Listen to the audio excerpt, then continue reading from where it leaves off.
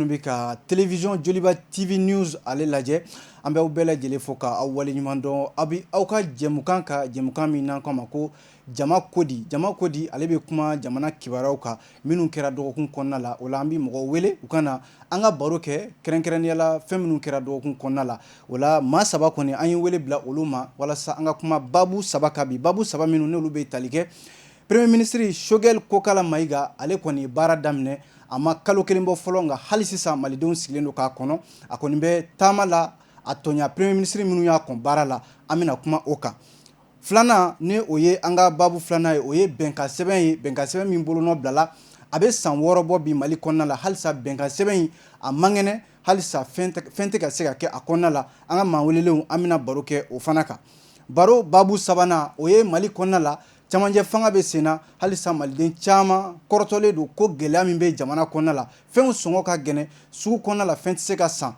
min ye o ɲɛmaaba yɛrɛ ye muso cɛsirilen o b'o ɲɛmaaya la an y'o wele kɛnɛ in kan an bɛna kuma o fana babu kan o la an ka maa welelenw o tɛ dɔwɛrɛ ye Mariam Kone ale ye front contre la vie chère Mariam i ni ɲankuma i bisimila an ka kɛnɛ kan. Ani ɲankuma. I nana n ka wele jaabi a diyara n ye. N bɛ Joliba filɛlikɛla n'a lamɛnnikɛla bɛɛ fo. An ka maa filanan o ye Mamadu Nama Keyita ye ale ye ingénieur ye ale ye an ka sirako o ɲɛmaa kɔrɔ ye sisan a fana ye jamana jɔyɔrɔba caman kɛ n'o haut fonctionnaire ye Mamadu Nama Keyita i ni ɲankuma i bisimila an ka kɛnɛ kan. I nana n ka wele jaabi a diyara n ye. A diyara n ye ka foli lase Joliba TV ani radio lamɛnbaga bɛɛ lajɛlen ma. O diyara n ye ayiwa maa sabanan o ye Boubacar Peyitawo ale ye kunnafonidila ye an baarakɛ ɲɔgɔn don a fana nana wele jaabi an bɛna baro kɛ nin babu saba de kan an tɛna ko bila dagirinda la baro in an ko a ma ko jama kodi o tɛ dɔwɛrɛ ye jama hakilila ye mun ye dɔgɔkun kɔnɔna la fɛn minnu kɛra Mali kɔnɔna la yan an b'a minnu an bɛ taa Mariam Kone ale fan fɛ Mariam an y'a ye transition n'o ye cɛmancɛ fanga ye an b'a kɔnɔna la cɛmancɛ fanga nin y'a tako filanan ye coup d'état filanan kɛra bɛɛ ko ten dɔn min ye Choguel Kokala Maïga ye ale nana sugandi ka kɛ premier ministre ye caman ko k'a bɛ selima yaala la Mariam i ye a ko minɛ cogo di. Bon ne kɔni ka hakilina la an bɛ Choguel lajɛ dɔɔni hali n'a sɔrɔ temps tɔ ma jan a ye visite courtoisie min kɛ mɔgɔw ko an ka fara ɲɔgɔn kan fɔlɔ parce que n'i ye défi lajɛ Mali défi lajɛ a défi fɔlɔ ye cohésion ye ka maliyɛn bɛ fara ɲɔgɔn kan fɔlɔ o ye défi fɔlɔ ye hali n'a sɔrɔ sécurité ni fɛn tɔw bɛ na kɔfɛ ne bolo a y'a bila o de hakilina la ka taa premier ministre kɔrɔ bɛɛ fɛ yen n'o tɛ ni dɔw yɛrɛ ma fara jalaw n'i y'a ye a taara Bubu Bara n'i kun ye image ye a kan ka leçon di Mali den kelen-kelenna bɛɛ ma k'a fɔ minnu bɛ yen sisan an k'olu bila an ka taa ɲɛ ne b'a bila cohésion sociale hukumu de kɔnɔ an sigilen don k'a kɔnɔ parce que attente ka ca tout est urgent maintenant i y'o yɔrɔnin min fɔ k'o ka ca est-ce que nin ye a waati ye ka taamaw kɛ sabu Choguel ye min kɛ taama na sisan a bɛ ɲini ka dɔgɔkun kelen bɔ a ma se sa mɔgɔw kɔrɔtɔlen don a ka fɛnw daminɛ a ma fɔ fana ko a bɛ tile ka taamaw taama ninnu bɛ kɛ wagatini kunkurunin dɔ de kɔnɔ tile kɔnɔ ka sɔrɔ ka baara wɛrɛ tɔw boloda n'o tɛ attente tout est urgent n'i y'a Mali lakanako lajɛ o ka gɛlɛn kosɛbɛ n'i ye kalanko lajɛ o ka gɛlɛn fɛn o fɛn bɛ Mali la sisan c'est urgent il est temps que maintenant ne hakili la visite ninnu banna ten mais ne m'a bila selima yaala hukumu kɔnɔ ne m'a bila o kɔnɔ ne y'a bila Mali den bɛɛ ka fara ɲɔgɔn kan. Mais est-ce que Choguel tɛ ka yɛrɛmaja kɛ dɔɔni n'a kɛra yɛrɛmaja min a ma kɛ yɛrɛmaja ɲɛnama ye parce que i diyara ninnu ye cogo cogo n'i ma diya maliden ka baara kɛ i tɛ yɛrɛmaja ye f'i ka baara de kɛ sisan kɔni an b'a jigin k'a fɔ ko visite ninnu banna ten kunu ka kunnasiri ɲɛ b'a la Sumayila Tarawele Sumayila Sise Ala ka hinɛ la a kun taara o muso fana bara c'est des trucs qui sont normaux. O tɛ premier ministre ye voilà mais visite courtoisie dɔw bɛ yen a ka fisa a bɛ an tin don ɲɔgɔn na mais a kana kɛ bada de ne kɔni bolo sisan a taara fɛn fɛn fo mais a tun bɛ se k'i to baara la ka taa kɛ a bɛ k'i to baara de la ka taa bɔ o ye min ma diya ne o y'a yɔrɔ fɛnnama ye ka délégation wuli ka caméra ni fɛnw ta voilà mais Mariam, o yɛrɛ ma diya voilà i ye min fɔ ko ka folklore Mali mago tɛ folklore la sisan dɔɔni n'o tɛ a foli contexte kɔni ne kɔni bolo c'est symbolique a ka ɲi mais an ka bɔ télé ko ni radio ko ni fɛnw na fanfaronnade la tiɲɛ na Mali c'est urgent, tout est urgent au Mali maintenant. Fɛn bɛɛ ye kɔrɔtɔ ko ye. An bɛ taa Mamadu Nama Keyita, an b'a jira an filɛbaaw la k'a fɔ e ye an ka sirako o ɲɛmɔgɔkɔrɔ ye, i ye ingénieur ye, sirako kunkun n'a ɲɛɲɛ i bɛ caman dɔn o la. N b'a dɔn politique bunakun fana i bɛ caman dɔn o la sabu Ibrahim Boubacar Keyita ka waati e tun ye sirako ɲɛmaa ye, ayiwa i bɛ se ka mun fɔ an ɲɛna bi cɛmancɛ fanga tako filanan ni maa caman y'a bila gɛlɛya wɛrɛ kɔnɔ nka hali sisan caman bɛ ka danaya da cɛmancɛ fanga maa filanan ninnu kan n'o ye Choguel ani Assimi Goïta n'a ka jɛkulu ye. C'est vrai a tun daminɛ cogo ko dɔw tun b'a kɔnɔ hali an yɛrɛ ye ko jɛngɛjɛngɛlen caman fɔ dans des presse ani ko la bon finalement an bolo sina yɔrɔ min ma tile taara bɔ yen o ye jumɛn ye a y'a bolo si a kun y'a bolo si mun ma non an ko ko tacogo tun man ɲi cogoya dɔ la transition tun daminɛna cogo min fiɲɛ dɔw tun b'a kɔnɔ mais a aboutira ni président de transition ni premier ministre yɛrɛ tagali ye o tɛ mɔgɔ si ka laɲini ye mais ni transition ka ɲɛtaga de b'a la an bɛ dugawu kɛ Ala ka a to ka taa ɲɛ. Mais est-ce que Choguel ni Assimi Goïta Assimi ye bandaw ni Muktar Wane lataga cogo min na Choguel a fana tɛ se ka bila o minɛn kelen kɔnɔ parce que fanga in kɛra sɔrɔdasi fanga ye bɛɛ b'o kalama sisan. Non c'est-à-dire ne hakili la an ka tɛmɛ marifa mɔgɔ bɛ siran marifa de ɲɛ sisan. Non an ka tɛmɛ o ko ninnu kan ko min bɛ Mali ɲɛ min ka jugu ka tɛmɛ nin ko bɛɛ lajɛlen kan ni malidenw ma o faamu halisa o ye ni transition bɔra kalo 18 kɔnɔ kɔlɔlɔ min b'o kan malidenw ma nka an bɛ ka taa cogo min na non mais n'a kɛra c'est-à-dire ɲɛtaga tɛ se ka sabati transition kɔnɔ o Mali ni dɛmɛ jɛkulu fɛn fɛn bɛ baara kɛ a si tɛ an ka jamana dɛmɛ transition kɔnɔ o c'est-à-dire sɔrɔni min bɛ an ka jamana na ni an bɛ ka o dumu a bɛ na ban wa kalo 18 nin kɔnɔ a bɛ na ban n'o y'a sɔrɔ an ma tila nin transition ko in na Ala k'an kisi a ma parce que Mali bɛna an b'a fɔ cogo jumɛn en bamanankan cessation de paiement de bɛ Mali ɲɛ n'an tora tiriki tɔrɔkɔ la donc an bɛ sara minnu bɛ kɛ fɛn caman bɛ kɛ a bɛɛ bɛ se ka jɔ fɛn bɛɛ de bɛ jɔ ɲɛtaga ko projet de développement foyi tɛ se ka kɛ an ka sɔrɔ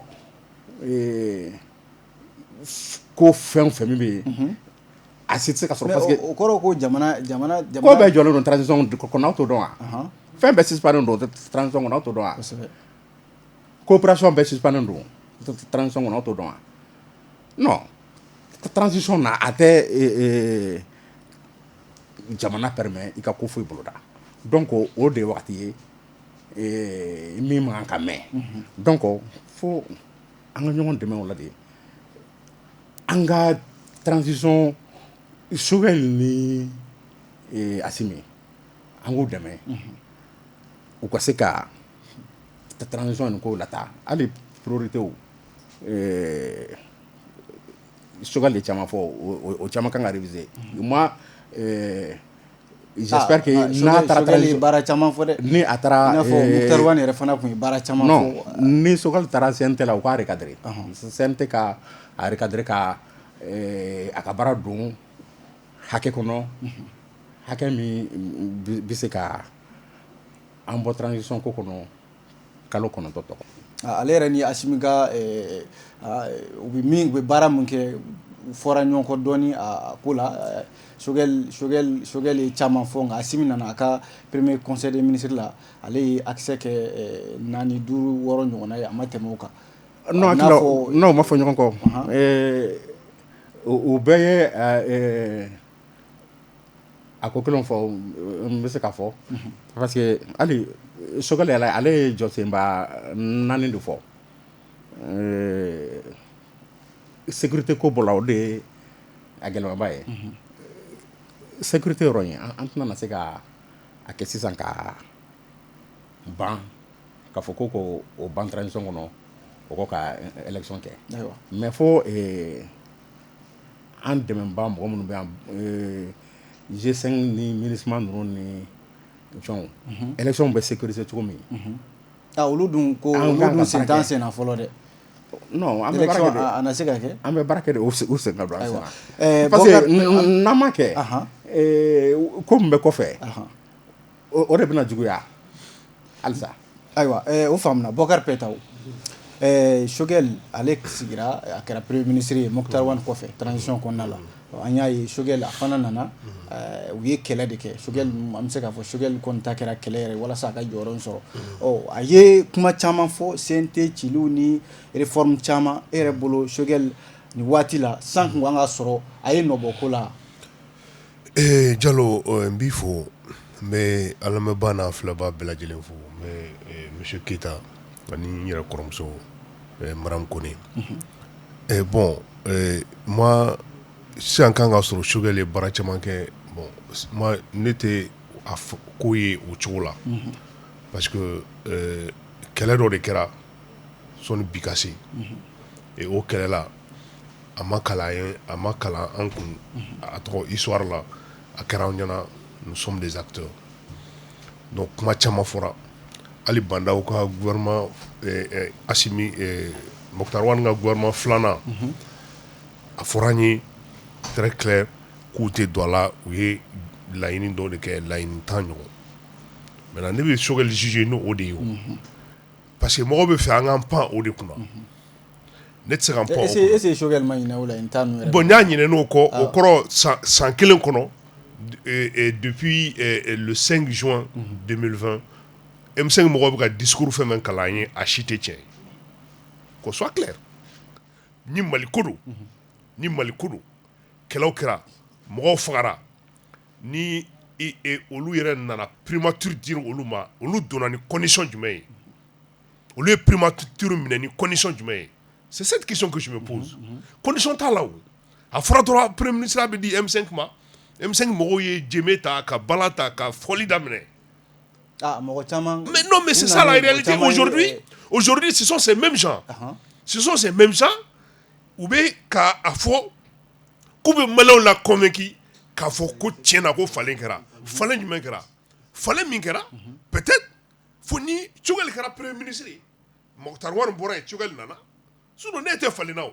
ko CNT tɛ falen. Donc e bolo mɔgɔ falen de kɛra mais Asimi y'a fɔ ka nɔgɔ bɔ a la ko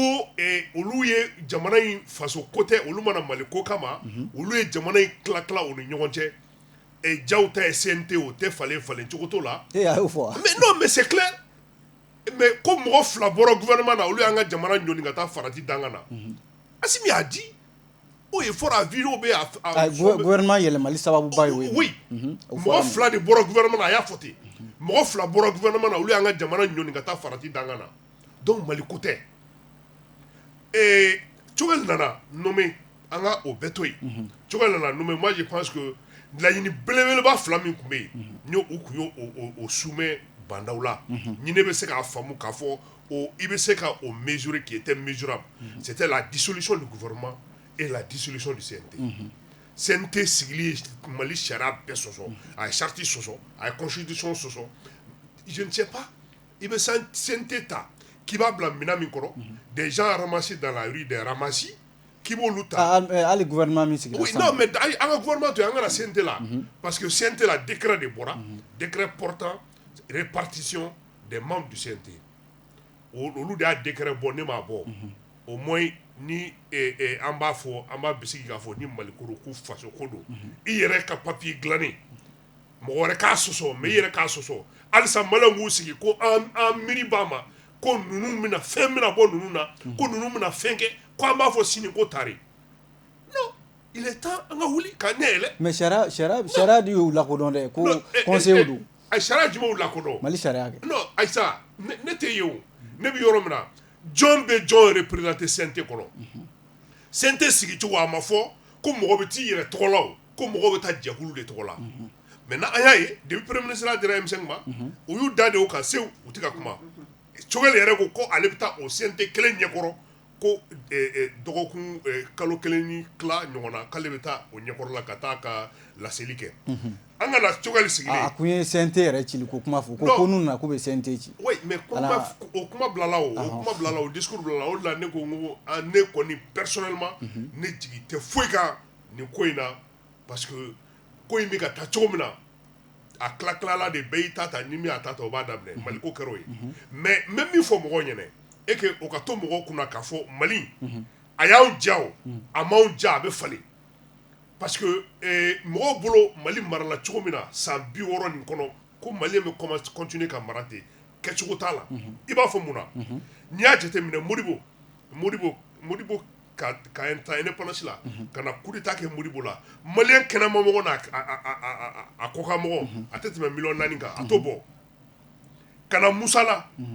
ka Musa ka régime kɛ k'a ban an ma 10 millions sɔrɔ Alpha ka n'a ta kɛ mais bi on a plus de 20 millions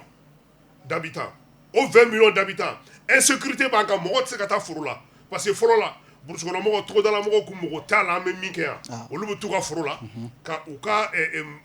suman tigɛ k'a bila jiginɛ kɔnɔ k'u sigi san kɔnɔ ka san wɛrɛ kɔnɔ fɔlɔ la hakili b'a la hali kuma dɔ la burusukɔnɔ mɔgɔ togodala mɔgɔ u tun bɛ fɛnw ci ka na duguba kɔnɔ ka fɛnmisɛnninw ci ka na di u sun balima min bɛ duguba kɔnɔ est-ce que fɛn bɛ sɔrɔ togoda yɛrɛ la bi minnu bɛ togoda la an minnu bɛ yan nɔ duguba kɔnɔ an de b'olu ta mais mun ye o malgré tout ça Facebook bɛ yen Instagram bɛ yen internet bɛ yen fɛn bɛɛ bɛ yen i bɛ fɛn kɛ sisan dans les minutes qui suivent diɲɛ bɛɛ b'a kalama dans ce contexte là vous pensez que Mali marala cogo min na k'a bɛ compter ka Mali mara ten ça ne marchera pas Choguel a nommé a kɔni a nommé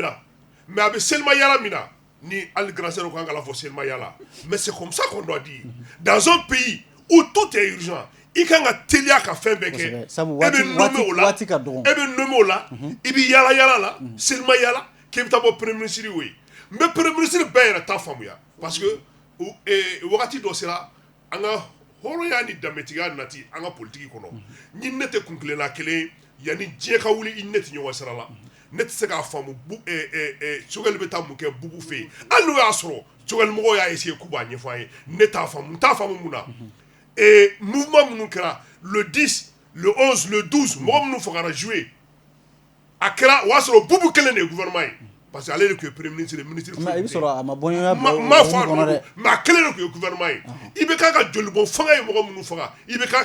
Bubu kelen de tun y'a ministre ye e bɛ taa mun fɔ o ye ka taa mun ladilikan ta o fɛ yen ka bɔ o kala monsieur Keita ko dans 9 mois ko an tɛ se ka sécurité assurer o ti ne ka hakilina ye parce que tout simplement aujourd'hui ni an ka sɔrɔsiw sɔnna n'u sɔnna dɛ fɔlɔ la u b'a fɔ bal bɛ compter ka d'a ma marifa tɛ d'a ma a tɔgɔ mobili bɛ d'a ma essence ɲɛnama tɛ k'a la bi a bɛɛ b'u bolo bal bɔrɛ bɛ Asimi bolo marifa magasin clé bɛ Asimi bolo mobiliw bɛɛ lajɛlen clé bɛ Asimi bolo carburant bɛɛ bɛ Asimi bolo maintenant a b'a dɔn yɔrɔ la an kana se ka dɔwɛrɛ kɛ nord o ka kɛ Angers wɛrɛ même là moi je ne comprends pas mais an ka jamana k'a ta Mopti mara la ka jigin ka na an kan ka se k'o sécuriser en 2 mois au maximum n'o ma se ka kɛ o kɔrɔ Asimi banna ou bien Asimi dɛsɛra o ye volonté ko de ye non volonté ko de non mais an ka bɔ o sentiment kɔnɔ parce que moi je ne peux pas comprendre ka o de fɔ ko a tɛ se ka kɛ a kɛɲɛ yɛrɛ t'u kɔnɔ a ŋaniya t'u kɔnɔ yɛrɛ jango k'a kɛ sinon ne hakili la n'u y'u bila baara la kalo fila a b'a kɛ k'a kɛɲɛ t'u kɔnɔ Mariam mun bɛ se ka kɛ sisan transition kalo 9 walasa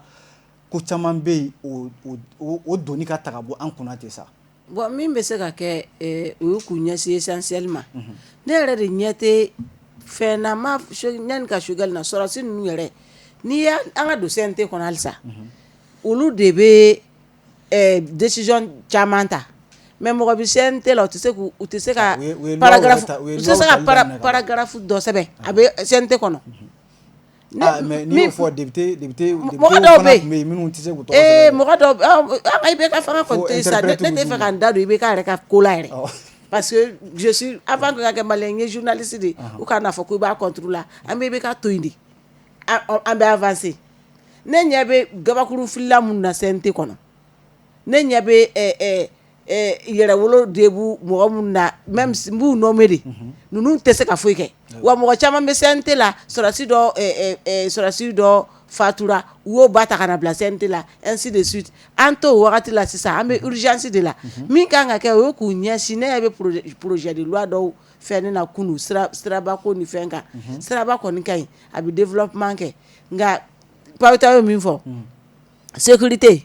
ɲɛsin kan ka kɛ sécurité ma fɔlɔ fɔlɔ ni fɛn bɛ Mali la bi ni a kan ne kan ka siya ma mun kan ka voilà mais lakana ko in mɔgɔ o mɔgɔ nana gouvernement la gouvernement fɛn fɛn nana k'a daminɛ IBK la fo ka se sisan ma a si ma se ka foyi kɛ IBK to yen sa parce que n'an tora ka Mariam mun bɛ se ka kɛ sécurité ko in na min bɛ se ka kɛ sécurité la k'u ɲɛsin u yɛrɛ ma u k'a dɔn k'a fɔ ko Faransi tɛ Rusi tɛ a tɛ se ka faamuya k'a fɔ min yɛrɛ bi ne wala ne ka IBK to yen IBK bɛ na tuma min na Mali dafalen de dira IBK ma a dafalen il était souverain Musa Mara taara Kidali bɔ an bolo an bɛ t'o la an nana centre la an nana t'o la hali se ka ba tigɛ ka taa Nguni Kulukorokaw tulo bɛ na ni aventure ka ba tigɛ k'i bɛ taa Kulukoro fanfɛ mara fanfɛla ninnu na walayi jadisiw b'i minɛ donc fo min kan ka kɛ fo an ka conscience de sɔrɔ k'a fɔ ko nous sommes dans un pays en guerre ko an tɛ VOT ko kuma na k'an tɛ soutien ko kuma na don o don bɛ bɔ ka taa taama ko soutien don o don bɛ bɔ ka taama wa o soutien ninnu filɛ nin ye c'est financé par eux-mêmes parce que a ka d'olu ye moyen minnu b'u bolo ka soutien in kɛ dɛ u k'a bila u kunna ko an tɛ yan mɔgɔ fasada kama que personne n'est contre eux mais mɔgɔ si tɛna tigɛra f'u kun u ko man di mɔgɔ si ye koyi a y'u bilala yen de k'u bɛ baara dɔ kɛ donc u k'a bila u kunna k'an bɛ jamana min na an bɛ guerre jamana de la n'an bɛ guerre jamana la il faut se comporter k'i bɛ guerre jamana la. Mamadu Nama Keita jamana in kɔnɔ an bɛ transition min na kalo 9 fɛn caman bɛ bɛɛ sigilen bɛ ka kɔnɔni kɛ mun bɛ se ka kɛ sisan teliya la walasa jamanaden yɛrɛ hakili bɛ se ka sigi tare. Très bien i bɛ hakɛ to avant que n ka o jaabi n bɛ segin dɔɔni point damadɔ kan minnu fɔra d'abord min ye Choguel ka visite ninnu ye moi je crois que Mali bɛ yɔrɔ min na bi an mago bɛ ka segin danbe ko ma dɔɔni an ka visite ninnu dɔw minɛ kɔnɔ c'est très très important ka taa bonya da mɔgɔbaw kɔrɔ mais je suis d'accord avec Payitao n tɛ se ka b'u ta faamu e tɛ se ka fanga tɛnanki ka bɔ mɔgɔ bolo ka tila ko e b'o na dilan ko e bɛ taa o ladilan cogo ɲini o kelenw de fɛ n'o yɔrɔ bɔra la a ka visite ninnu c'est important wa ne dalen b'a la fɛnɛ a bɛ nɔ bɔ n'i bɛ adamaden an ka danbew kɔnɔ n'i bɛ a bɛ nɔ bɔ cogo di a bɛ nɔ bɔ parce que n'i bɛ i bolo don baara la wagati o wagati i bɛ taa barika ɲini a la mɔgɔbaw fɛ ni visite ninnu bɛ o minɛn de kɔnɔ ça c'est extrêmement important filanan min ye CNT ko ye moi je crois que CNT yɛrɛ ka côté la o malidenw tɔw ka côté la ne hakili la a ma faamu kosɛbɛ de a ma faamu ka da kan ne hakili la CNT man ka légiférer de o de ye fili ye ala k'an si jɔ k'a kɔnɔ a kuma bɛna don dɔ la mais CNT kan ka gouvernement ani président a bɛ se ka olu bilasira k'u taabolo la mais o man ka légiférer jamanadenw tɔgɔ la parce que o dun u b'o la dɛ u bɛ ka sariyaw ta u bɛ ka fɛn caman kɛ o ye fili ye ne b'a ɲini an ka jurusiw fɛ CNT yɛrɛ ka conseil juridique fɛ parce que don dɔ kuma bɛ na koyi don dɔ a kuma bɛ na u ka tɔgɔ yɛrɛ y'o de ye conseil de don a ma fɔ ko k'a f'u ɲɛna ko député tɛ mais conseil de don u bɛ se ka jamana ɲɛmɔgɔ conseil a ye taa nin sira fɛ a ye taa nin sira fɛ Assimi kan ka sariya min ta est ce que don dɔ a tɛna kɛ mankan ye Assimi kan ka ordonnance de ta sisan Assimi kan ka ordonnance de ta sisan loi fosi man ka ta sisan mais avant ka ordonnance ka ta CNT bɛ se ka décret gouvernement bɛ décret mun ta o Assimi bɛ ordonnance mun ta o CNT bɛ se ka bilasirali don o senkɔrɔ n'a hakili la an ka jurisiw kan ka o ko latilen o bɛ CNT ko in nɔgɔya o kɔ an bɛ wagati min kɔnɔ i tɛ se ka légitimité foyi élu bi na k'a fɔ ko olu ka légiférer période de transition kɔnɔ c'est impossible joona mun bɛ se ka kɛ min bɛ se ka kɛ autorités k'a faamuya k'a fɔ jamanadenw joona sisan ko caman kɛra ka kɔn bi ɲɛ n b'a fɛ ka guerre tɛ Mali la non Mariam ko an bɛ guerre la non ni mɔgɔ min y'a fɔ guerre dɔrɔn cɛ non guerre ne ka muruti n fa bara Manden kɔnɔ fanga ma fanga ka taa ne kɛlɛ o ye guerre de wa non o tɛ guerre ye ça ce n'est pas la guerre non e b'o kɛ malidenw de bɛ ɲɔgɔn na il n'y a pas de guerre au Mali madame guerre tɛ Mali la parce que jamana si ma bɔ kɔ kan ka na Mali attaquer dɔw de bɛ u fa dugu rébellion ninnu an ka tiɲɛ dɔ fɔ ɲɔgɔn sa dɔw de b'u fa dugukolo kɛlɛ la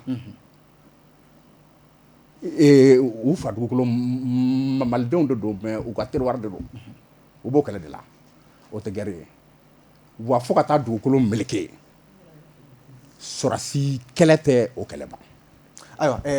non ma tila ayiwa fo ka taa dugukolo meleke sɔrɔsi kɛlɛ tɛ o kɛlɛ ban moi j'ai dit n y'a fɔ ka kɔrɔ n bɛ segin k'a fɔ wa ala k'an si jɔ k'a kɔnɔ hali n'a ma k'an ɲɛna a na k'an kɔfɛ moi j'ai dit notre problème ni min nana centre la depuis ATT ma sa serew bɛ na ala ka hinɛ a la 1991 ne y'a fɔ problème ni constitution révisera an tɛ fɛ ka kuma min dɛ an tɛ tiɲɛ fɛ ni constitution révisera Mali in kɔnɔ ka régionalisation don a kɔnɔ ne bɛ n tɛgɛ di a couper san kelen tɛ tɛmɛ ka fɔ ko paix tɛ na Mali la cogo di non problème bɛ yen de o problème bɛ constitution non an bɛ se ka don o détail bɛɛ la parce que ça c'est o ye i bɛ misali damadɔni d'a ma non o ye jeu politique ko min ye n'an ko an bɛ don o détail ninnu bɛɛ la bi a fan bɛ gɛlɛya mais a bɛ na ni kuma dɔ ye fo an k'a dɔn ka fɔ an tɛ se ka foyi k'an yɛrɛ ye n'an ni mɔgɔ tɛ mais an ka se an négocier cogo de la n tɛ jamana tɔgɔ fɔ an ka se an négocier cogo de la ni jamana ninnu fɛ olu b'u u ka nafa bɔ cogo min mais an ka nafa kɔnɔ mais o ko ni régionalisation ko nin bɛɛ de bɛ ɲɔgɔn na malidenw tɛ k'o de faamu depuis serew bɛ na depuis 91 1991 ATT ma sa ne bɛ ka na kuma fɔ mais a fɔ ne y'a fɔ ka plateau kan bi tuguni n bɛ segin k'a fɔ ni constitution révisera ka régionalisation don a kɔnɔ mais dɔw ye régionalisation ko in kɛ jamana san kelen tɛ tɛmɛ dɔw kɔni y'u kaleya kan ko n'a kɛra jamana tila même fédération ye jamana jumɛn faga jamana an ka tiɲɛ fɔ ɲɔgɔn ye caman bɛ yen hali fédération bɛ jamana jumɛn faga jamanaden caman bɛ yen minnu kalenna kan k'a fɔ régionalisation in kɔni n'a donna e kana na mɛn constitution kɔnɔ a bɛ jamana tila. États-Unis c'est un état fédéral. mais fanga bolo États-Unis tɛ première puissance mondiale. fanga bolo la anw dun fɛ yan ni an ka décentralisation yɛrɛ problème b'o la fɔlɔ. même Chine ye état fédéré de. même Chine diɲɛ jamana bɛɛ fɛn fɛn min bɛ ɲɛfɛ a bɛɛ bɛ fédération de kɔnɔ. d'accord c'est à dire que développement tɛ bɔ sanfɛ ka cun jamais développement bɛ bɔ duguma de ka yɛlɛ. ayiwa. wa e kulukoroka e tɛ se ka taa Kidal ka développement k'a ye ce n'est pas possible a fɔ ko ne de y'a f'i ye n ka plateau kan. Sogɛli ka priorité Assimi ka priorité kanko de la révision constitutionnelle parce que n y'a fɔ n ko sécurité tɛ se ka na kalo kɔnɔntɔn kɔnɔ parce que tant que ni révision constitutionnelle ma kɛ sécurité tɛ na Mali la. Petaw bon non il faut donc révision constitutionnelle ni priorité kelen priorité filanan élection présidentielle a tɔ bɛɛ o ka tɔ régime légitime min mana élu o ka na. donc hali élection minnu bɛ kɛ o ko. o bɛɛ de ka to élection présidentielle kɔfɛ. Bokar Petaw. bon ka monsieur Keita Keita ko guerre tɛ Mali la dɛ. oui bon maintenant bɛɛ n'i ka lecture don parce que ne t'a faamu guerre tɛ Mali la au même moment on a 15 000 soldats de la MINUSMA, on a 7 000 soldats de la CEDEAO, on a 4 000 soldats de Barkhane, on a plus de 1000 soldats tchadiens. Donc en ato minnu ta ye 200 minnu ta ye 300 minnu Europe jamana tila bɛɛ bɛ yan. Bon guerre tɛ Mali la bɛɛ n'i ka lecture don komi a y'a ka lecture fɔ cogo min na ko maliyɛnw dama de bɛ ɲɔgɔn na d'accord mais n'i y'a ye ba bɛ ba bi dɔ kɔ bɛ dɛnɛ na bamananw b'a fɔ ten. Donc a bɛ n'a fɔ an ka kogo de pɛrɛnna. oui non kogo pɛrɛnni tɛ c'est que anw yɛrɛ dama bɛ ɲɔgɔn na d'accord mais anw sɔnna diɲɛ da ka don a la donc a ko in a niveau dɔ a décision tɛ anw yɛrɛ bolo donc Mali problème ye o n'i ye anw ka o la n ko nord o ye enjeu wɛrɛ ye parce que nord enjeu ka ca mais moi je mets quiconque au défi si aujourd'hui nos militaires Assimi ni a ka mɔgɔw qu'ils acceptent u ka sɔn k'a daminɛ Mopti ka na Kulikoro Segu Sikaso fo Kayi insécurité min kɔni bɛ yen u kan ka se ka fu siri o dan na kalo fila a n'u ma se ka dɔwɛrɛ kɛ u kan ka se k'o kɛ maintenant ni o sera kɛ kalo fila au maximum o kan ka se ka kɛ parce que on ne peut pas nous dire que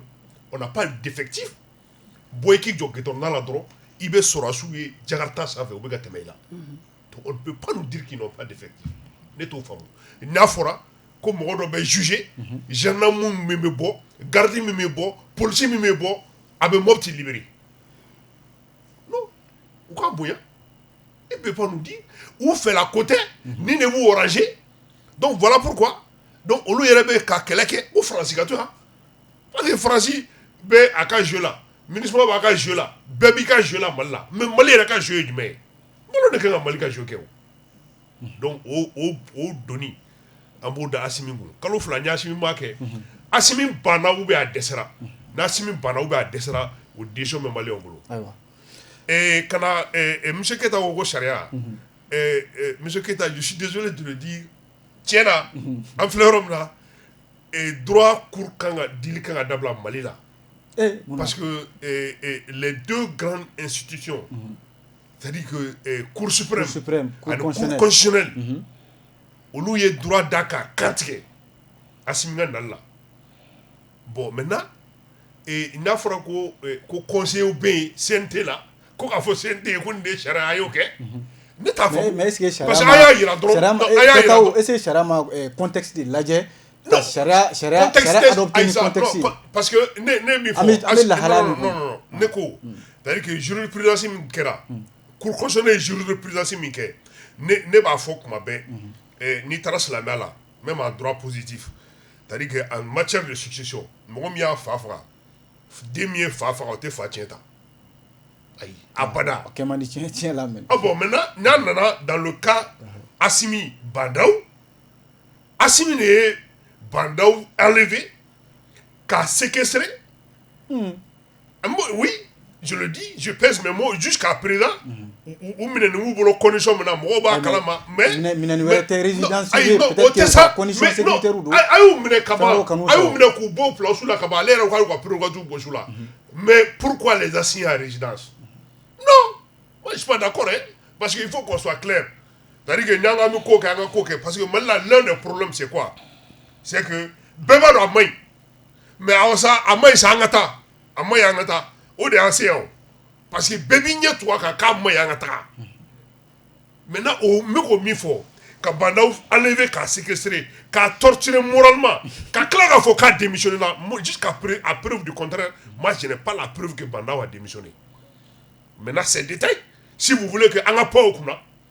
et la cour constitutionnelle au bec au fait saisir tout flair de cour constitutionnelle là il faut qu'on soit clair. Le président de l'Assemblée, le premier ministre. Assemblée teint, donc président de l'Assemblée est en boulot. Premier ministre a levé le boulot. Le directeur de cabinet du vice-président, il écrit à la Cour constitutionnelle qu'au président démissionnel le 24. Faisons un peu la chronologie des choses.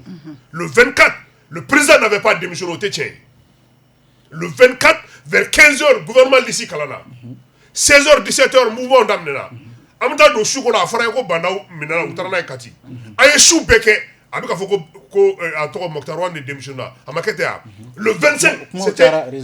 25 c'était un dimanche le 25 c'était chômé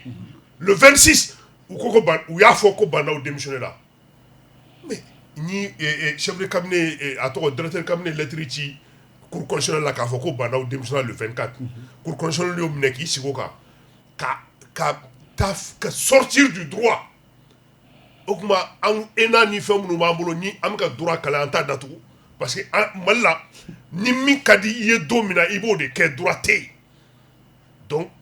ni fin beyo de a besigli no galone ka voilà pourquoi donc ibolo ko yere tieni shara français non Dieu fait parce que ala am ka fo kan ta réforme mina et kolomi mambulo shara kolomi mambulo to yere batulo parce que encore on de bateau folo kadon ni shara mi mambulo ya bateau a gala doyni maintenant on va ni ka fallait pour que au gala ka boy mais le Mali c'est le pays on a toutes les lois on a tous les textes mais mon cita est respecté mi kadi mi domna mi beba sago de ke voilà le problème du Mali ayo ambo babu da kena ka datu ibse ka mufanya peta wo jona mu se ka ke transition ko jona shogel ni asimina ka gouvernement fait jona né au défaut ou ka malien ga sécurité assurée parce que malien do rebe Mali fano fait nya ambe Bamako ya ni ko ngelale mba fo c'est parce que gela ma Bamako goshi o de ka ko ngela ni ya fo do na fo ko ibe ka a ko kuma fo ka gela o ka fo ka tie akira die dugo la et ambe mina ya place nyini war nyini ka alisa ka jamana ta namara ka kitaye c'est parce que amba dun la fiale là ambe boanga so la fiale là am tan si restaurant no ka nga dumini ngel la fiale voilà parce que tout simplement gela mi me ka fo la kana bala mi ka fo ama se Bamako ya ni anye clé flaqué Bamako ya la kana bala ka Bamako goshi Mali goshi a cœur la nyamboro problème na angana sigi Bamako be aye jani gela na be ketani fura be sora la o duse je donc meka mi fouye la kana bala o ka kele folo o mana boy monsieur Keita Koko révision constitutionnelle je suis d'accord avec lui mais révision constitutionnelle anga nunu ne madame nunu bolo fait fouille là ou ka élection ka présidence je suis d'accord avec le fait que il y a faux débat chamana bi c'est impossible qu'a faut kika Mali mara à partir de Bamako c'est impossible n'ambi sola anga wuli ka bola le Mali ça fait il va attaquer il faut qu'il aille tu parcours plus de 2000 km fait no tien qu'il aille au te tien kai fait no tien et sigaso au te tien kulukuru donc c'est un pays diversité culturelle donc ni même jamana mara iba marani oyi ka fo ko folo la ibi si bonga no nteta ya fait non angata régionalisme là ça que régionalisation il a faut région B aspect saba o tɛ bɔ Mali état bolo o aspect fɔlɔ ça c'est la diplomatie filanan ça c'est la défense nationale c'est-à-dire que alu bɛ ka armée reconstitution kuma fɔ u ko o dabila o tɛ kuma ye parce que armée kelen de bɛ Mali bɛɛ ka Mali bɛɛ lakana sabanan ça c'est la politique monétaire sinon n y'a bɔr'o la même la justice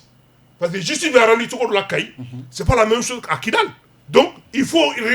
qu'on reconnaisse qu'on a un pays diversité culturelle. Donc, Beka, il fait un dima, ni okera. Donc, dans le même moment, écoutez moi, Mafi, vous avez aventure la Kidal. Amba da okuloka kafo ambi jama kodi jamukami ni abilasi auma dokun laban kakuma jamana kwangu kiberaka ola babu flana ote doere benga sebe mini o bolno blala malidenw yɛrɛ dama ni ɲɔgɔn cɛ ani damelikew olu ɲɔgɔn cɛ minnu ko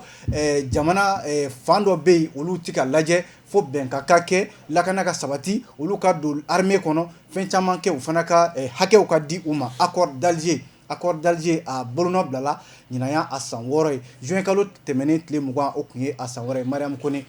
accord d'Alger mun bana b'a la e yɛrɛ bolo volonté manque de volonté dɔrɔn parce que ni y'a jateminɛ Mali de dɔrɔn bɛ k'a ka a niyɔrɔ kɛ fɛn na parce que pas plus tard que ne bɛ se k'a fɔ min yɛrɛ ɲɛna la dɔɔni DDR tun bɛ ka kɛ a kɛcogo la le 2 février passé an y'a ye mɔgɔ murutilen denmisɛnnin mɔgɔ 400 ɲɔgɔn olu donna armée la mais hali o bɛɛ yɛrɛ la n'a ka d'u ye don min na u bɛ se ka taa n'u yɛrɛ fɛn kɔnɔ min yɛrɛ kun ka gɛlɛn kosɛbɛ hali n'o y'a sɔrɔ ni bɛ ka tɛ kungilenna kelen a kun i fanga jigin min kan o ye Mali ka souveraineté o de ye accord yɛrɛ o tun bɛ Mali ka ligne rouge ye accord fɛn bɛɛ bɛ daminɛ o de la nka e yɛrɛ ka lajɛ kɛ u bɛ min kɛ an na Kidali mɔgɔw tɛ k'o de faamuya u bɛ min kɛ an na Kidali hali sisan l'armée malienne est cantonnée parce que u bɛ k'a fɔ ko a ma cantonné a cantonné de koyi ko bɛ ko la se k'o kɛ yen i ye Mali sɔrɔ se ko bɛ ko la se k'o kɛ Kidali ça c'est 1 de 2 hali sini sɔgɔma u ka indépendance mana se u yɛrɛ ɲuman Azawad indépendance u b'a fêter n'a ka d'u ye u bɛ don gouvernement na mɔgɔ si tɛ don gouvernement na an ka fɛn ta k'a fɔ ko tonton Keita ye bɔ Mande n'a fɔra ko a ka na kɛ ministre ye est-ce que Mandekaw bɛ lettre ci k'anw t'a la fɔlɔ k'a wuli ka taa anw deli mais gouvernement sigi o sigi sema mɔgɔw de b'a fɔ k'u tɛ don gouvernement na fɔlɔ u b'u ka condition de poser voilà u b'u yɛrɛ bɔ Mali voilà Mali ka souveraineté hali k'a dɔn ma. an bɛ se ka t'o kɔnɔna la kuma bɛɛ ni gouvernement bɛ sigi fo sema ka communiqué kɛ voilà parce que fɛn de bɛ et puis u ka CSA in yɛrɛ accord ye olu bolo fɛn wɛrɛ ye mun ni voilà Mali ko tɛ ɲɛsira la manque de volonté bɛ a la accord in yɔrɔ misɛnnin caman de bɛ n'an ka bɛ don o kɔnɔ sisan ne yɛrɛ kɔni bolo a bɛ se ka komi kuranɛ kolo tɛ an bɛ se k'a kalan a ka bɔ accord d'Alger in na parce que bɛɛ bɛ Mali nin n'a jugu dɔn ko i tɛna se ka kuma yan de ka wasa a ka bɔ accord d'Alger na an k'a kɛ fɛn bɛɛ b'a dɔn Algérie ni Mauritanie bɛɛ b'o ŋaniya dɔn nin ko in na mais an tɛna n'an da don o bɛɛ de la mais an bɛ kɔni bɛ min dɔn a ka kɛ u k'a lajɛ n'a relecture bɛ se ka kɛ komi an kun y'a fɔ concertation kun y'a fɔ denni kun y'a fɔ k'a lajɛ yɔrɔ minnu ma lakiliya la u ka lakiliya parce que accord in yɛrɛ an taara signer k'a sɔrɔ muru b'an kan na an dɛsɛlen y'a signer bien que fɛn caman bɛ yen concession caman kɛra u yɛrɛ concession caman fɔ min bɛ fɛn kɔnɔ mais u tɛ ka a ta a sira fɛ hali an k'a dan Mali ka souveraineté ma min ka di Kidali o de bɛ kɛ min ka di sema mɔgɔ ye o de bɛ kɛ n'u ko k'u tɛ don gouvernement hali u ye forum min fɛn yan hakili b'a la forum de l'Azawad u ye forum kɛ Kidali mɔgɔ caman wele Irgandaw ni voilà aw caman ta ka tila k'a fɔ gouvernement Mali gouvernement an labɛnnen kan bɛ taa k'u ka segin u seginna donc nin tɛ accord ye min ka di an balima Kidalikaw ye u bɛ k'o de kɛ ne kɔni bolo dɛ a ma accord ma lakile n'an taara nin na tan a fɛn bɛ gɛlɛya k'a fɔ ko k'a kɛ n'o tɛ ne volonté ko kun don san 6 denw de ye san 6 kɔni sɔrɔ a kan ka wuli ka taa i bɛ bɔnbɔn d'a ma a bɛ taa ka bɔnbɔn san a ye bitigi la mais don o don CSA de bi yan don o don u bɛ CSA kɛ n'u y'a cɛ ka bɔ nin dugu in na c'est des millions min bɛ taa la mais ne kɔni ɲɛ tɛ accord in n'a ma kalan tuguni an k'an sigi k'a lajɛ tuguni vraiment volonté min bɛ ninnu na nin t'an ta tugun ye. Ayiwa Mamadu Nama Keyita Choguel ko ka accord kalan relecture intelligente SEMA mɔgɔw ko k'olu olu m'a faamu e yɛrɛ bolo accord ni est-ce que fɛn ɲuman don jamana in ma wa walima fɛn kolon don jamana in ma i y'a bila minɛn jumɛn kɔnɔ san 6 kɔfɛ. Non accord ni fɛn ɲumanw b'a kɔnɔ minnu ka ɲi kosɛbɛ kosɛbɛ i n'a fɔ n yɛrɛ bɛ ka régionalisation ko nin défend cogo min o n'a a ɲɔgɔn dɔw b'a kɔnɔ mais jamana ci ko fana bɛ accord kɔnɔ o de kosɔn a lecture kan ka kɛ fili min kɛla accord ko na n t'a dɔn kɛra cogo min k'a fɔ nin accord sugu bɛ se ka taa cogo min ka sɔrɔ a ma da yira jamanadenw ka légitimité la, ça ce n'est pas normal. Ne bɛ misaliya kelen fɔ mun min ye ne kabakoya o dɔrɔn tɛ mais o ɲɔgɔn mun b'a kɔnɔ quoi n'i y'a kalan accord kɔnɔ k'a fɔ ko jamana don dɔw bɛ yen ko n'olu tilara kalan na dɔrɔn olu bolo bɛ don faso baara la ka sɔrɔ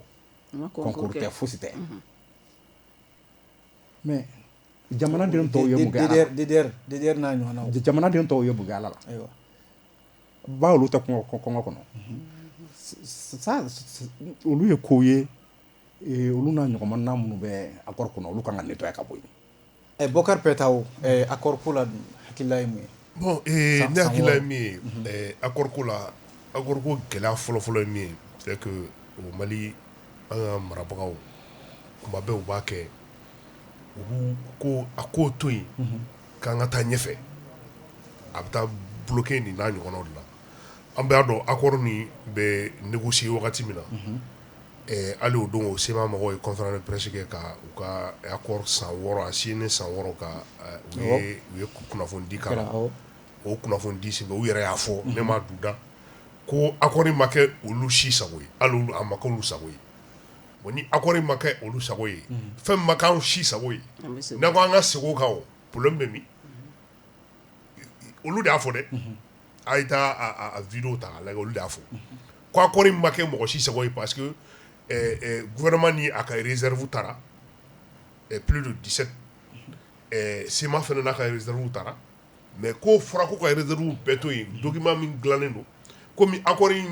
kɛkun tɛ ka bɛn ni keleya nati anw ni ɲɔgɔn cɛ a kɛkun ye peut-être dɔw k'u ka nafa bɔ n'o ye faransi ye donc a wajibiyara ko k'a signé ten ka bolonɔ bila a la ten. An bɛ taa an ka babu sabanan na miniti 2 o de b'an bolo walasa ka jɛmukan kuncɛ Mariam Kone e ye jɛkulu ɲɛmɔgɔ ye n'o ye ka gɛlɛya min bɛ jamana kɔnɔ front contre la vie chère ko k'a kɛlɛ e bɛ se ka mun fɔ an ɲɛna a ka jɛkulu in a ye nɔbɔ ko la wa teliya dakuruɲa damadɔ teliya a ye nɔbɔ ko la parce que u ye layidu ta an ye n'an kun ka se fɛn ma komi ko n ka teliya buru ko nana kɛ yan an ye ni ɲɔgɔn kɛlɛ de kɛ buru nana jigin ka fɛn tɔw bɛɛ jigin mais à partir du 24 coup d'état filanan in u nana bɛɛ yɛlɛ donc n'an tun ka fɛn kɛ à la veille u y'an wele k'a fɔ an ɲɛna ko an ma sitting kɛ mardi ya ko mardi wɛrɛ b'a sɔrɔ an bɛ sogo san a dakɔrɔ la an bɛ tulu san a dakɔrɔ la ko fɛnw bɛ jigin an b'an sigi k'u lajɛ bolo kɔni y'o wele don n'a ma jigin an y'a bila yɔrɔ min an b'a ta yen. Mamadu Nama Keyita teliya la jamana kɔnɔ sisan transition nana ko ka nɔgɔya don ko la nka halisa fɛnw ka gɛlɛn dɛ. Non transition tɛ se ka nɔgɔya don ko la transition nana baara dɔ de lakɛli kama ka faga la dilan kala segin normal kɔnɔ ni jamanadenw fana ka ni normal de nana hakɛ de ni normal de nana sɔngɔ ko ninnu na a ko ninnu bɛɛ o bɛ se ka taa parce que mais mɔgɔ tɛ se k'u sigi o kɔnɔ a man jan mais a solution tɛ yen koyi c'est à dire que sɔngɔ gɛlɛya ko ni Mali la aw yɛrɛ ka jateminɛ kɛ san o san a ko kelenw de don parce que fo ɲɛta de ka bolo da a kama pour que ni filɛli garama cira ɲɔgɔn na dɔrɔn o kana na ni sɔngɔ yɛlɛma ye o tɛ se ka kɛ transition kɔnɔ. kuma laban Petaw gɛlɛya ko in ka jamana kɔnɔ teliya. bon gɛlɛya ko in ne bɛ min faamu dɔrɔn i n'a fɔ n b'a fɔ n ka sigi caman na jamana bɛɛ la jamanadenw hami n'u hinɛ bɛ jamana marabaaw la fo Mali donc gɛlɛya in y'o de ye an kana taa ɲini yɔrɔ jan dɛ mɔgɔ minnu bɛ k'an mara u tɛ fɛn san an bɛ taa fɛn o fɛn san u t'a si san wa hali n'u b'a san wari bɛ d'u ma ka taa san de donc a tɛ b'u poche kɔnɔ a gɛlɛyara a jiginna o de y'a to o donc u mago t'a la anw ka nɔgɔya anw hinɛ t'u la anw makari t'u la anw jɔrɔ foyi foyi tɛ an ka ɲɛmɔgɔ la Mali gɛlɛya filɛ. D'accord. Jamukan a sera a kuncɛyɔrɔ la jama ko di a kun bɛ ka o de lajɛ jamukan min ni a bɛ sigi min ye dɔgɔkun laban walasa ko minnu kɛra dɔgɔkun kɔnɔna la an bɛ maa wele olu kana kuma ka hakilila di ka maaw bilasira a ko hukumu kɔnɔna la an ka maa wele kun ye Mariam Kone ale ye Front contre la vie chère o ɲɛmaaba ye kunnafonidila don Mamadu Nama Keyita ingénieur don an ka sirako olu ɲɛmakɔrɔ fana don an ka jamana kɔnɔ ka taa se Boubacar Petaw ale fana ye kunnafonidila ye an bɛ aw fo ka aw waleɲuman dɔn an b'a fɔ a k'an bɛn a ɲɔgɔnna wɛrɛ ma.